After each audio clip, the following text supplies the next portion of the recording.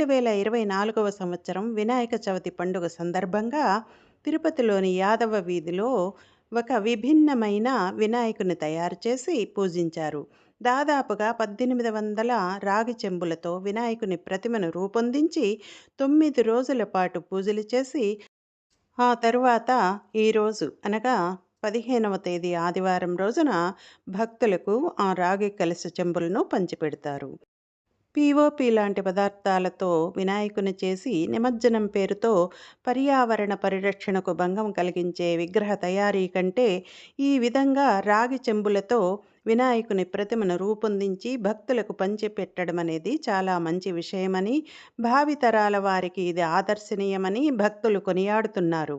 అన్నట్లు ఈ వినాయక రాగి కలశ చెంబులను ఈరోజు 1800 మంది భక్తులకు తిరుపతి యాదవ వీధిలో పంచిపెట్టనున్నారు.